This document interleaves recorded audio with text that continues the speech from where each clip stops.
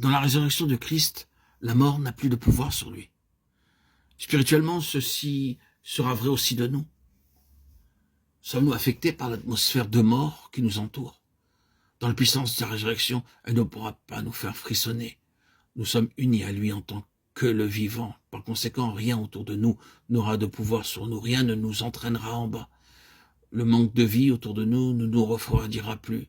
Mais en union avec le Seigneur ressuscité, nous dominerons par sa vie l'atmosphère de mort et nous serons ses messagers de vie pour les âmes agonisantes. Dans 2 Corinthiens 13, 3, 4, regardons brièvement la manière pratique de prouver la puissance de sa résurrection. Puisque vous cherchez une preuve que Christ parle en moi, lui qui n'est pas faible à votre égard, mais qui est puissant parmi vous, car il a été crucifié à cause de sa faiblesse. Mais il vit par la puissance de Dieu. Nous aussi, nous sommes faibles en lui, mais nous vivrons avec lui par la puissance de Dieu pour agir envers vous. Pratiquement, nous devons être toujours faibles en nous-mêmes et savoir que sa puissance agit par nous, simplement en la voyant agir dans les autres. Vous cherchez la preuve, n'est-ce pas, que Christ parle en vous? Vous l'avez ici. Il est puissant dans les autres, les bénissant à travers vous.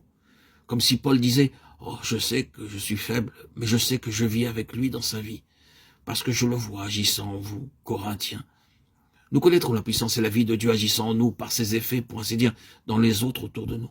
Ceci nous conduit à ne pas nous surveiller, à ne pas regarder à nos expériences.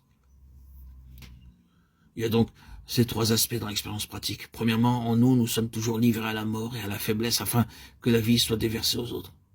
Deuxièmement, c'est toujours la mort à nous-mêmes, de sorte que nous ne mettions pas notre confiance en nous, mais que dans notre faiblesse, nous nous reposions sur Dieu qui ressuscite des morts. Troisièmement, nous ne pouvons reconnaître la puissance de Dieu que par l'effet qu'elle produit, et non pas en ayant toujours conscience. Dans Hébreux 11, 17, 19, nous observons un autre aspect de la puissance de la résurrection. C'est par la foi qu'Abraham offrit Isaac lorsqu'il fut mis à l'épreuve. Il pensait que Dieu est puissant, même pour ressusciter les morts. Ceci est une étape plus avancée dans la connaissance de la résurrection de Christ et indique la façon dont Dieu fait mûrir notre foi.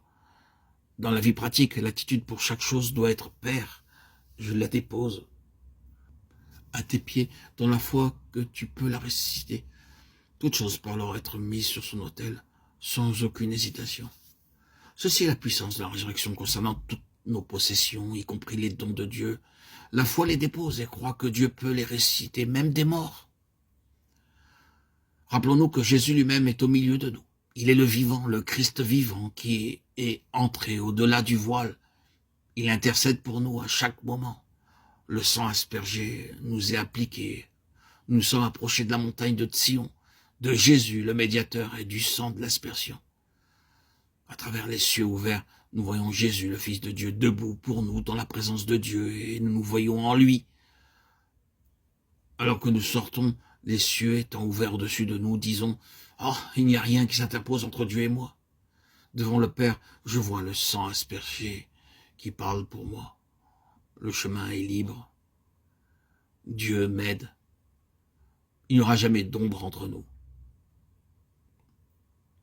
C'est pourquoi, dorénavant, ne cherchons pas parmi les morts celui qui vit, mais cherchons-le à la droite de Dieu et nous avec lui, acceptés dans les bien-aimés.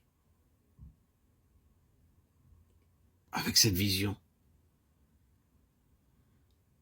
d'un seul cœur, répondons Amen.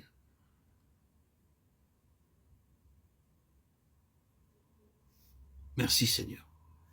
Gloire à Dieu au plus haut des cieux et paix sur la terre, aux hommes qu'il aime. À toi Seigneur, tout honneur et toute gloire pour les siècles des siècles. Gloire à Dieu au plus haut des cieux et paix sur la terre, aux hommes qu'il aime. Frères et sœurs en Christ, que nous ayons tous les cieux ouverts pour posséder cette vision, recevoir cette vision de Dieu et atteindre par la croix la délivrance, la vie nouvelle révélée en Christ. Cette vie céleste qui nous offre à nous, enfants de Dieu, qui sommes de pauvres vases de terre, des instruments inutiles, pour vivre de cette vie nouvelle que le vivant, Christ, nous a offerte. Gloire à Dieu, gloire à Dieu.